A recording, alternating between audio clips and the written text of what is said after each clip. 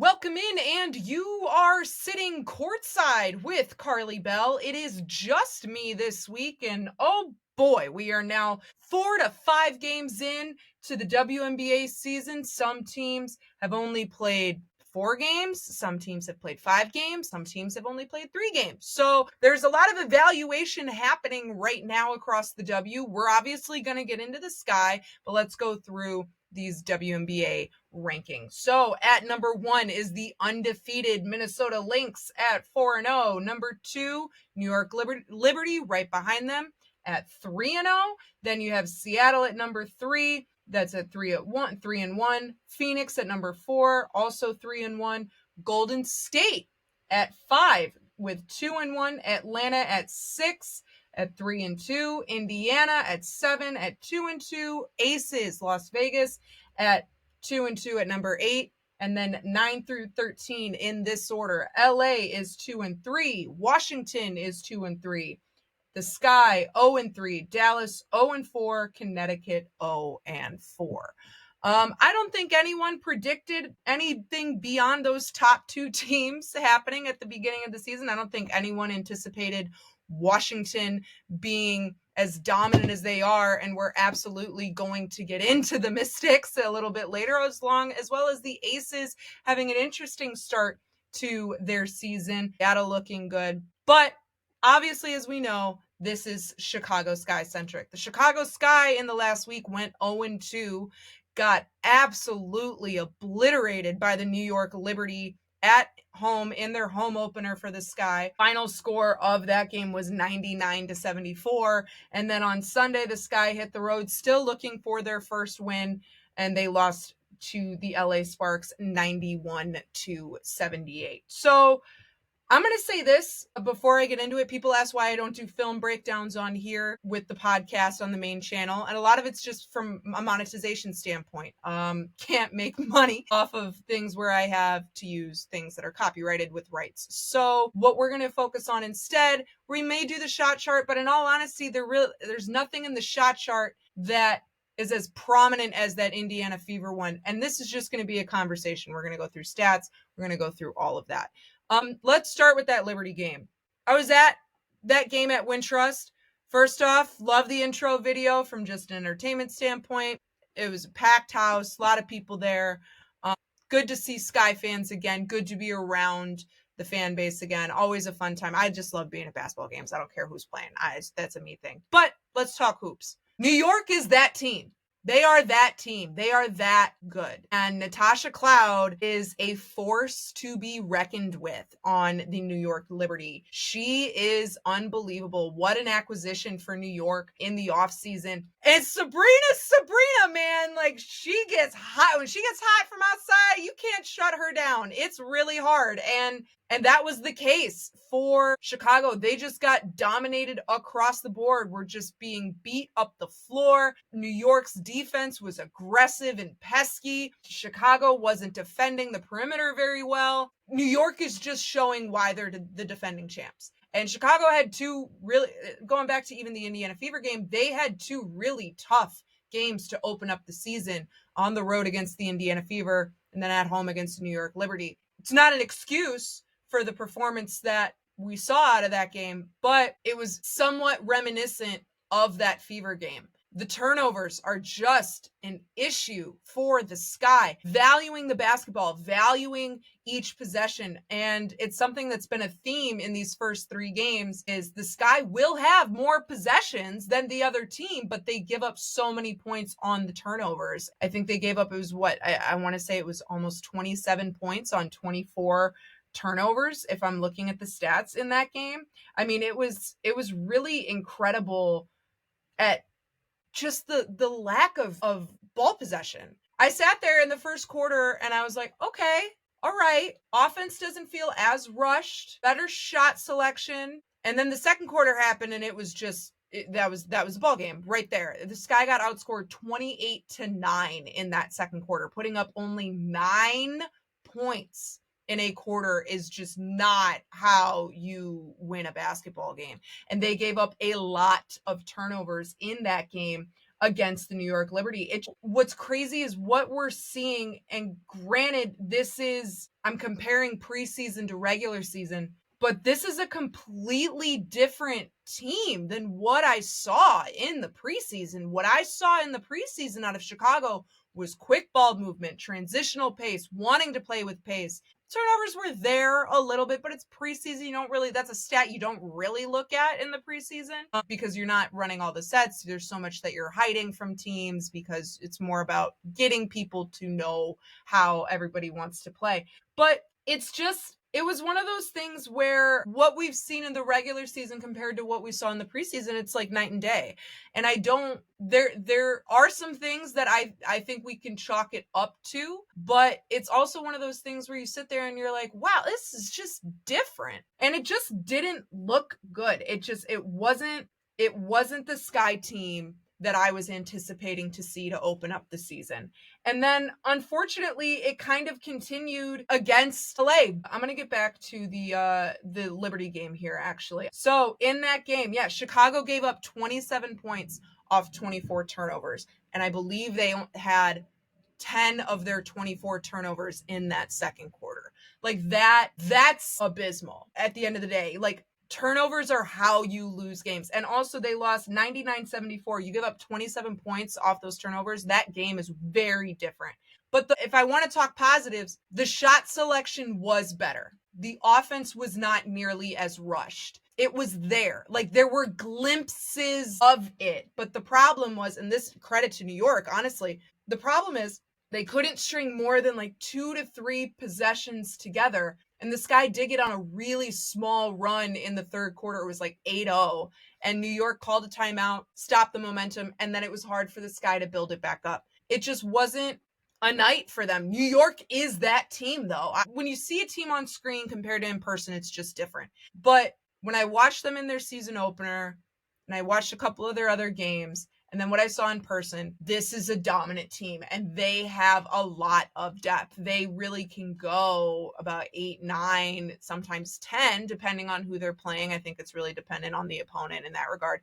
But they have so much depth. They have size. They have a great amount of length. And then when you have a great big 3 core in Sabrina Ionescu, Breanna Stewart, Jonquel Jones, and then you add in Natasha Cloud, that's really hard for people to defend. And Natasha Cloud's defensive energy, oh man, she is fun to watch. So credit to New York because they just shut everything down. This guy couldn't get anything going. There was nothing there that the Sky could build on. It was really a poor performance, but somebody who has absolutely shown up and shown out, especially in that New York Liberty game, but I would say in these last 3 games, and we're going to talk the Sparks game here in a minute, is Rebecca Allen. Now, people look at her scoring, and across 3 games, she's put up 29 points, and everyone's like, that's not a lot of points. It is, though. Off the bench, 29 points across 3 games, so you're averaging just shy of 10 points a game.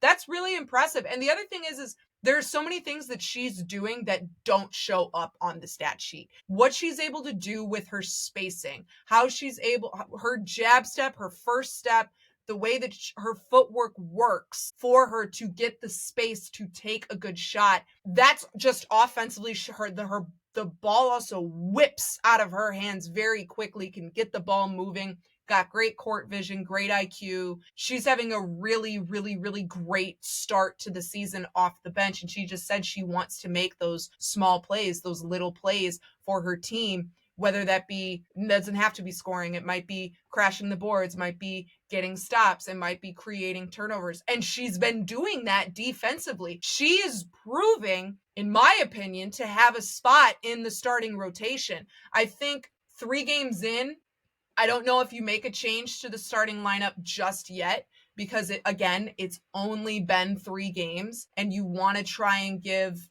this lineup a couple more chances to see if they can gel together. But if there's still this slowness offensively and the high turnover rate, then I think there needs to be a conversation about putting Rebecca Allen in the starting lineup. I think she's really proving herself. And on top of that, she has length that the starting lineup that the Sky have right now. Yeah, you have Angel and Camilla down low. I thought there's your size, But you have Kia Nurse, Ariel Atkins, and Courtney Vandersloot.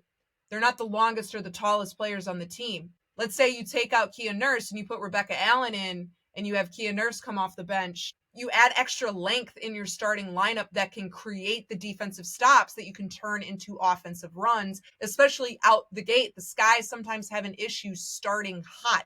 They'll get things going, but it won't. What's the best way to put this? They'll get things going, but they won't have that fluidity, honestly, until like mid second quarter. And if you're if a lineup change can change that and get some offensive fluidity and movement and motion and still playing with the pace that they want to play with going, then go for it. I think it's something that if I'm Tyler Marsh, I would wait and see how they play. The starting lineup plays against Phoenix and also against Dallas. I am somebody that is a huge proponent of giving a starting lineup at least 5 games to figure it out. But who knows? Every coach has a different mindset, a different approach in rotations and lineups.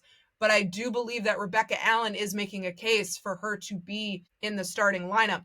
And she's just played really great across the stat sheet. And she was kind of the only real offensive identity that the Sky had in that New York Liberty game. They just could not I don't think they had a single player score in double digits until like late in the third, fourth quarter. And Rebecca Allen was one of them. Rachel Banham led with 15 points, Courtney Vandersloot with 14, and then Rebecca Allen with 11, and then everybody else was like 8, 6, 4, 2. It just wasn't a good shooting night. Also, 36% from the floor, 25 of 69.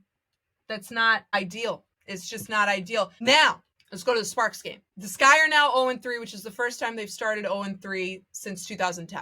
However, the league looks incredibly different now than it did 15 years ago. There's also more games. There's more teams. There's been changes in rules since 2010 in women's basketball in general. And this is also a new head coach putting in a new system with a brand new team that's never played together before. And while I understand fans' frustration around the Sky's starting performance and how they've looked to start the season, I also really want to push across. It's game 3.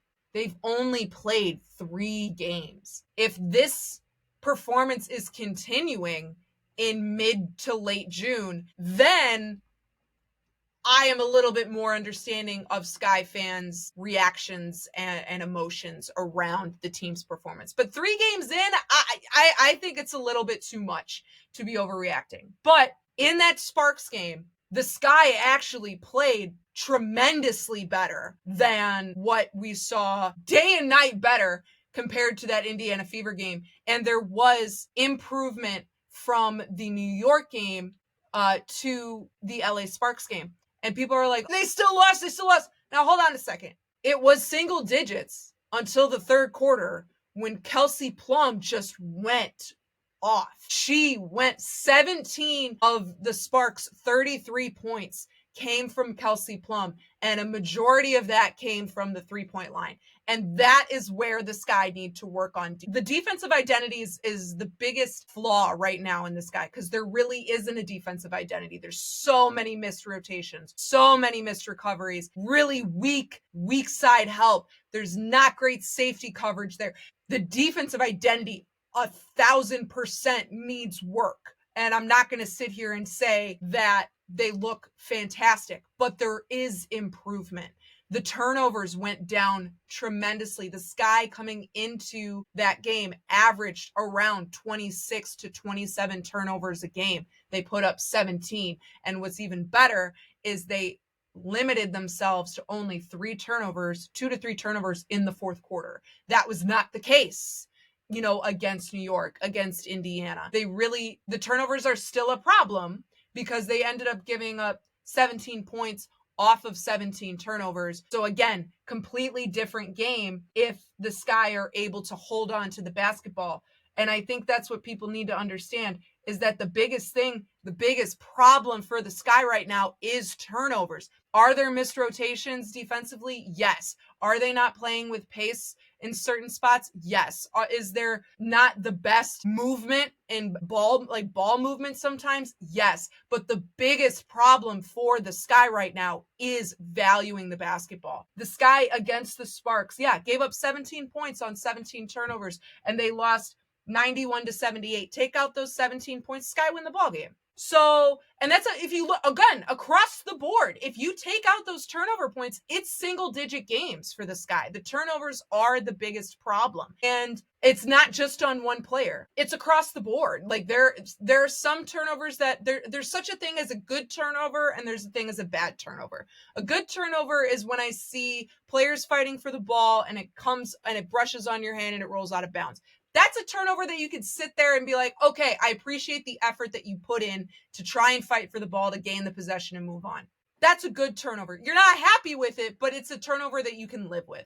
The turnovers that I've seen, though, have been more bad turnovers, which is live ball turnovers, bad passes, lazy rebounding. That's the problem. And some of it is, I would say a lot of it is mental. Some of it is chemistry. They're still learning how to find their teammates' spots and understand where their teammates like the ball. Because remember, they've really only played together for 3 weeks at this point, 3 to 4 weeks. So it's going to take time to build it. And you see this across the board with a lot of teams that are brand new, is after they have some time to play together, normally around game 8 to 10, somewhere in there, you start to see things gelling. You start to see a lot more cohesiveness. And that cohesiveness did show against the Sparks offensively. Defensively, though, there's a lot of things that need to be cleaned up. And the biggest thing is the perimeter defense. Every team has figured out a way to spread the Sky out defensively. They've found ways to bring the bigs out and force them to guard up top and force them to guard guards that are going to beat them on drives. Or there's also been lazy coverage of some players where you get beat on a cross and then you're just like lackadaisically putting a hand up. No, like go stretch that hand, get that hand. If you can just get it in their vision, and if they still make it, then at least you did what you could in making it a contested shot. There's been a lot of lazy recoveries, and a lot of it has been because opponents have been able to spread this guy's defense out. There's been a missed recovery on the baseline in the corner, or there's been where the Sky come in and start to crowd the paint as someone driving and the kickouts there and there's a missed rotation. That's where the work needs to happen, is defensively and valuing the basketball. What I did like against the Sparks is they did not look rushed offensively. We're going to just chuck up a 3 to try and take out this deficit right now. There wasn't left open driving lanes. There were good feeds inside to both Camilla and Angel, and especially Elizabeth Williams. Elizabeth Williams has really looked great, especially against LA, but she's really looked great these last 2 games. But against the Sparks, she really played a sound game on both sides of the basketball. And so it's there's glimpses of it. There are glimpses of it. If I'm a Sky fan watching this, look, I understand your frustration because you sit there and you're like, it's a short season. Every game matters. Every game counts. Yes. But let's think about this for a second. How many teams historically have we seen start 1-6, 2-5, 1-9, and still end up making a deep run in the playoffs? The Chicago Sky, the year that they won in 2021, 16-16, snuck into the playoffs, barely made it, actually went on a 9-game losing streak, and still found a way to get in and win the championship. So while I understand the frustration and Sky fans just really want to see good basketball and want to see winning basketball, I get it. But you also need to give a team a little bit of grace that's in as much as the Sky don't want to admit it, this is a rebuild. From top down. Like, you have a brand new general manager. You have that started last year. You have a brand new head coach. You have a brand new coaching staff This roster is night and day different from what it looked like in 2024. This is a rebuild, and they can call it a retool or a reorg or whatever it is. This is a rebuild because the Sky basketball is trying to find their identity again. Because that identity that Sky fans knew from like 2018 through 2022, that's not there anymore. It's gone. And it's a new brand that's coming in because the W just looks different. And that's what the Sky are trying to figure out. And that's why they brought in Tyler Marsh. That's why they brought in Courtney Vandersloot. That's why they brought in Ariel Atkins, Kia Nurse, Rebecca Allen. That's why they drafted Haley Van Lith. That's why they drafted Maddie Westfeld. They're trying to find and build this identity and build the culture so that they're able to turn this into a winning program again. You have to give it time. It's not going to show in 3 games. It's not going to show in 5 games. If the Sky still look like this come June 15, then I can sit here and be like, yeah, I understand the frustrations around the team. But right now, I think it's a little bit of an overreaction. There was improvement. Turnover rate went down. There were better shots. They looked way more cohesive and poised offensively. The defensive identity, though, needs work. It does. That perimeter defense is just non-existent at this point, and opponents have been able to take advantage of it and chuck it up at the 3-point line. And when you're going against 3 teams that have hot 3-point shooters, in Indiana, it's Caitlin Clark. In New York, it's Sabrina Ionescu. And then in LA, it's Kelsey Plum. Those are shooters that you have to defend and that you sometimes need to double team, triple team. And there were shots also where Kelsey, especially in the Sparks game, that Kelsey Plum was heavily guarded. There was great defense. But guess what? She's a shooter and she still made the shot. Like, that's going to happen.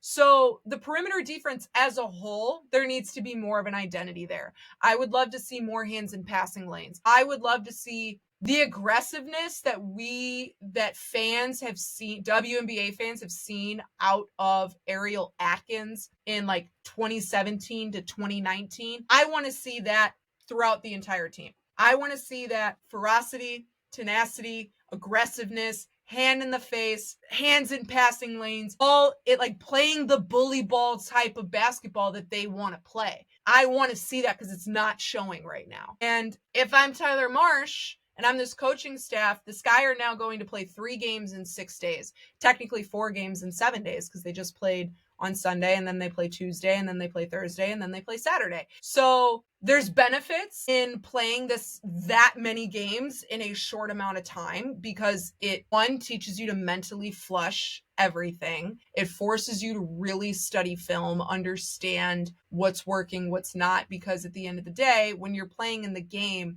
because there's so many things happening all at once, you sometimes can't see everything. And that's across the board. Like, this is not just with the Sky. This is with any basketball player.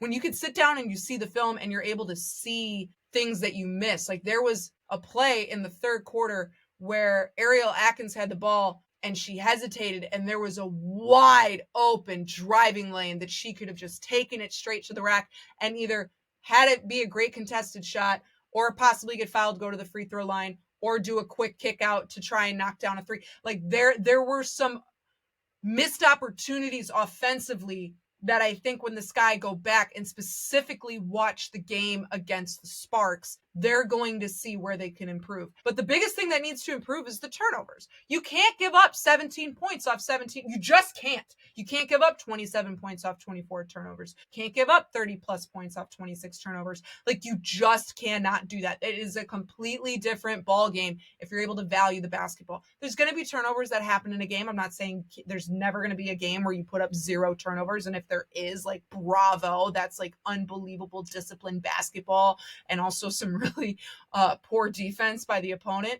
But if you can finish a game, if I'm the Sky going against Phoenix, if you can finish that game with no more than 11 turnovers, that's a win. That's a huge win. That's a lot. That's huge improvement. The next thing I see working on outside of the defensive identity, because that is, I'm talking offense. Defensively, that it just needs a lot of work across the board. There's so many missed recoveries. The communication needs to be better. And that was what was asked of players after the LA Sparks game. Angel Reese and Elizabeth Williams being the representatives, and Elizabeth Williams said, we need to be better on our defensive communication. And it's true, because you're seeing the missed rotations and the missed recoveries. That communication needs to get there. And when I was at the game, they were kind of quiet on the court. You don't ever want to hear a quiet team. That means that people are in their head. There's a lot of thinking that's happening. And when you think a lot in basketball, mistakes happen. And that's what's happening with the turnovers. There's just not communication. And it's also unfortunately going on to the defensive side as well, because the recoveries aren't there. They're not calling out the screens. They're not calling out where they need the weak side help. They're not calling for the help when they need it. It's quiet. And I want to see that communication improve and get better when they go against the Phoenix Mercury. I think this week, if the Sky are 0-1 going into this week, if they can come out 2-2, that's a win. If you can come out 3-1, even better. But 2-2 is fantastic, because Phoenix is a tough team. There's injuries there, but it's a winnable game for the Sky. And it's also two very winnable games against the Dallas Wings, that one at home and one away. So there's absolutely movement that can happen. And this is a huge week for the Sky, because if the Sky come out 0-4 and they still don't have a win by Saturday, then you have to sit there and go, what are we doing wrong? Because at the end of the day, then it's on coaching. It's on player performance, obviously, but it's also on coaching. So I'm intrigued to see what they do against Phoenix, because I think that's going to be really telling. I also think one of the Dallas games, that first Dallas game, is going to be very telling as well. I think Tyler Marsh is going to give this starting lineup one more chance against Phoenix. And depending on how they do, then there might be some changes there. I'm also someone that believes that maybe possibly Elizabeth Williams should be in the starting rotation and have Camila Cardoso come off the bench, because then you're not ever really having a small lineup. You can have that there, obviously, depending on what other matchups happen in the game. Having Angel and Elizabeth Williams inside to start the game can create some things offensively and get some things going that I just don't think is happening with Camila Cardoso right now.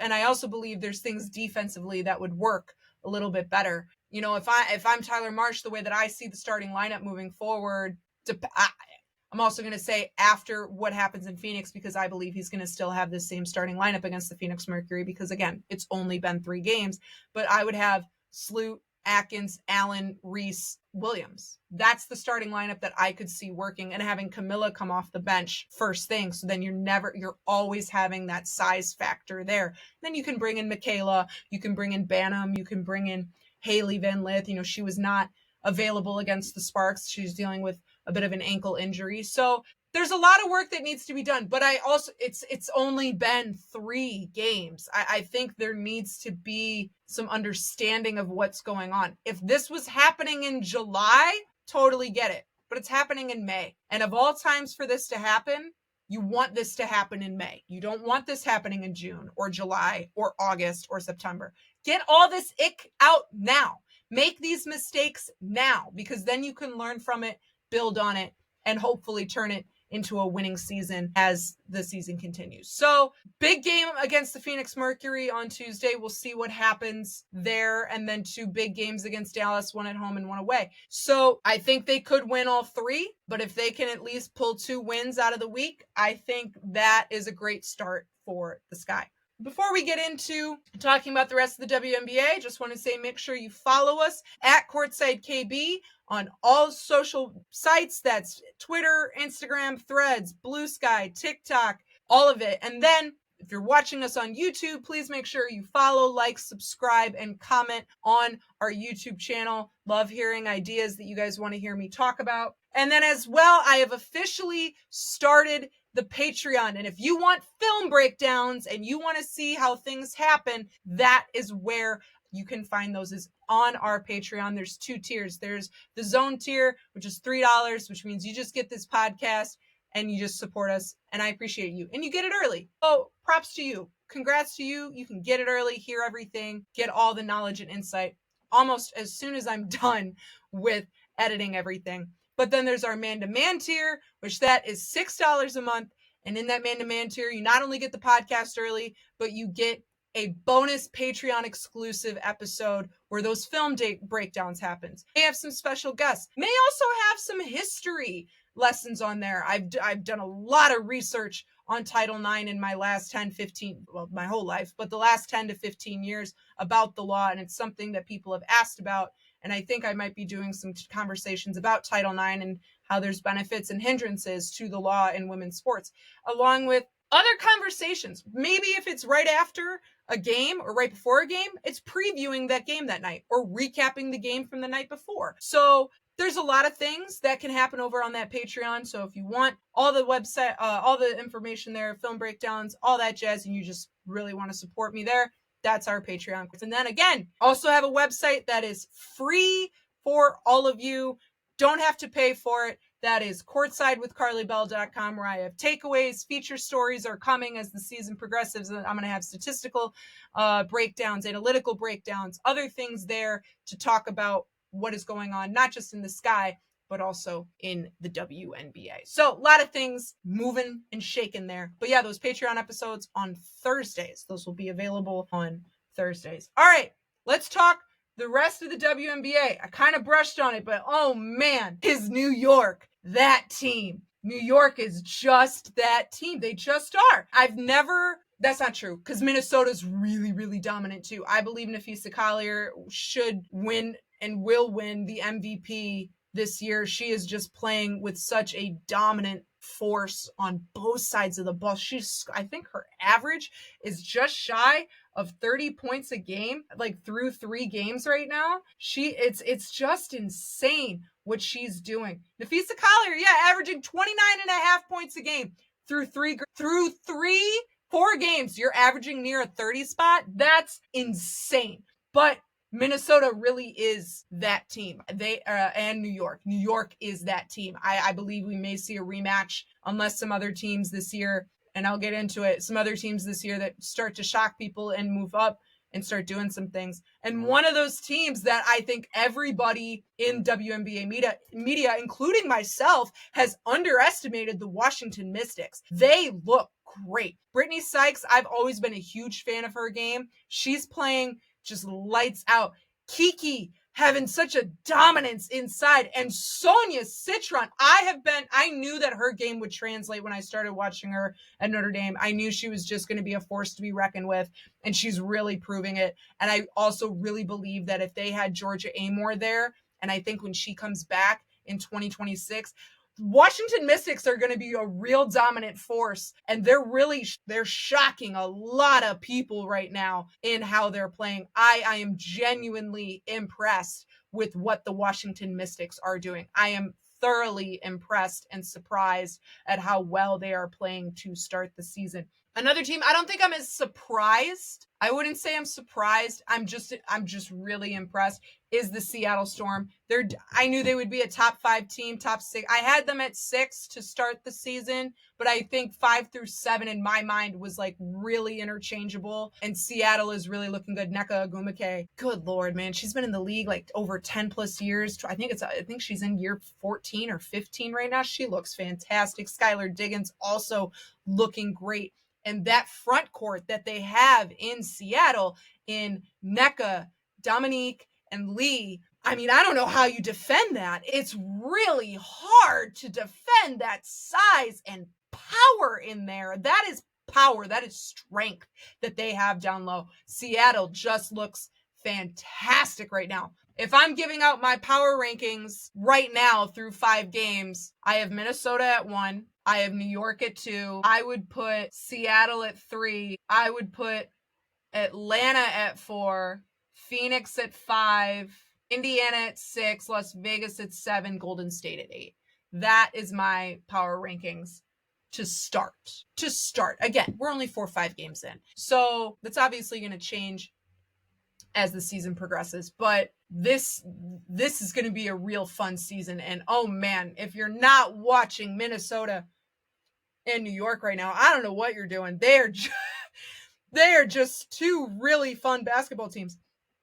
I feel for Vegas, because this is the worst start that they've had ever, and since 2021, I believe. So like in the last 5 years, this is the worst start that they've had.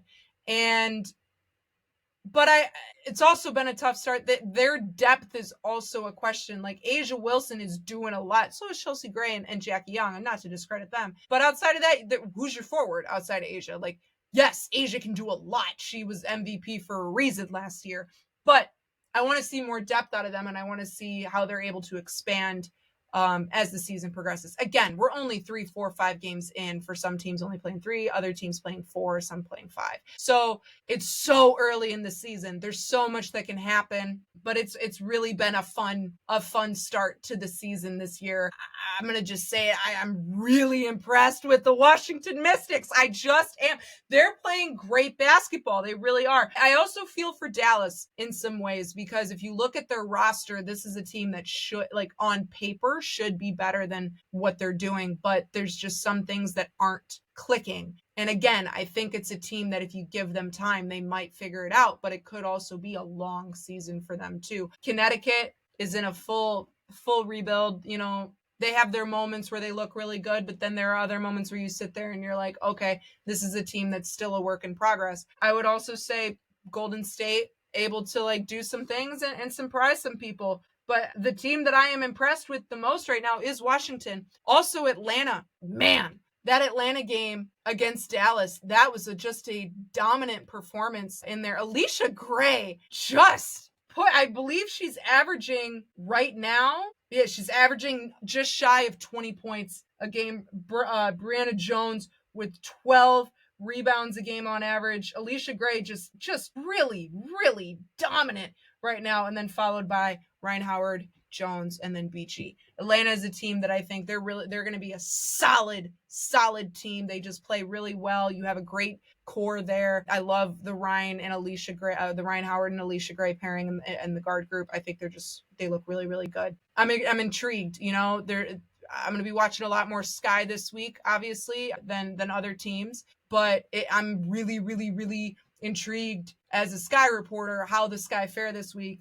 And then I'm really going to keep a close eye on Washington for sure. Obviously going to watch Minnesota and New York, but Washington, I believe, might surprise some people and could sneak in as a playoff team if they continue to be as dominant as they've been. They just look really good. They just do. I will absolutely sit here and take ownership that I fully underestimated them. I did not expect them to look as clean and crisp as they do this early in the season. I am genuinely impressed. I am just so surprised. I think they're doing a great job. I also think they're playing with an energy of, okay, yeah, we're in a rebuild, we're young, but like we're gonna just go out there and we're gonna play. And it's working because there's no overthinking. It's just ball. It's just hoops. I'm just really, really, really impressed. But that's all we have here this week on Courtside with Karli Bell. Tune in on Thursday for a Patreon exclusive